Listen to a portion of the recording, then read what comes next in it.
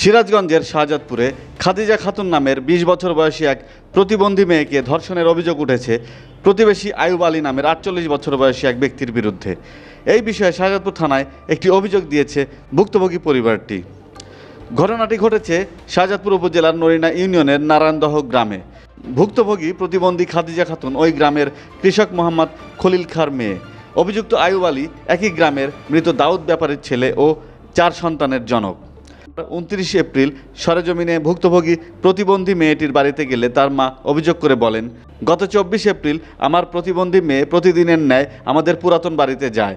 পরে দুপুরের খাবার খাওয়ানোর জন্য আমি তাকে নিয়ে আসতে সেখানে গিয়ে না পেয়ে ফিরে আসার সময় আয়ুব আলীর বাড়ির পেছন থেকে খাদিজার চিৎকার শুনতে পাই।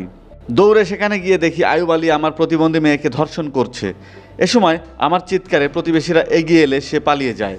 সোজামুহি ধরেন জ্ঞান নাই, জ্ঞানের ইটুক কারিবে না, তার কাপড় চুপড় আমি পাল্টা দেই, তা সব কিছু আমি করে দিই।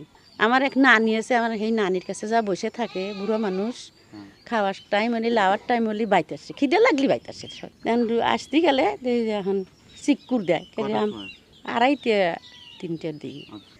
আমি আসতে গেলে আমি অমিলে বাইর চলে আসতেছি যে দেখি তো আমাকে এই বাড়ির ভিতর ঢুকছে নাকি। তো বাড়ি পাওয়ার আগেই ওর চিকুরের বাস পাইলাম। আমি যে একখান ছাপড়া আছে, সেই ছাপড়া ঘুরে যা দেখি ছাপড়ার পিছনে।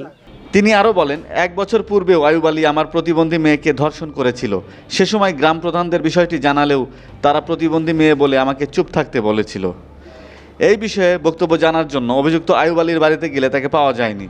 তার ঘর তালাবদ্ধ দেখা যায়। প্রতিবেশীরা জানায় ঘটনার পর থেকেই আয়ুব আলী পলাতক রয়েছে।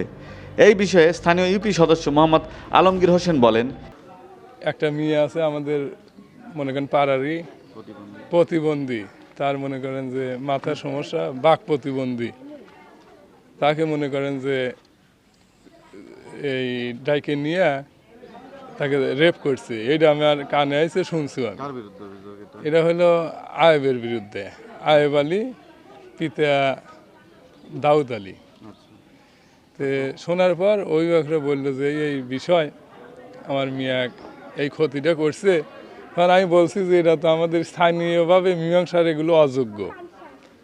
আপনারা ইচ্ছে করলে বা ইচ্ছে হলে আপনারা আইনের আশ্রয় নিতে পারেন, এরা আইন দেখবি। এই কথা বলছি, বলার পর হয়তো এরা আইনের আশ্রয় নিছে।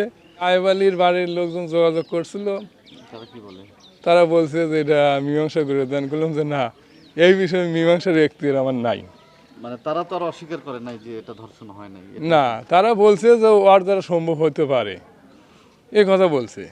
শাহজাদপুর থানার অফিসার ইনচার্জ মোহাম্মদ আসলাম আলী বলেন, এই বিষয়ে প্রতিবন্ধী মেয়েটির পিতা একটি লিখিত অভিযোগ দিয়েছে। তদন্ত করে প্রয়োজনীয় আইনানুগ ব্যবস্থা গ্রহণ করা হবে। রাজীব আহমেদ রাসেল, সময়ের কণ্ঠস্বর, শাহজাদপুর, সিরাজগঞ্জ।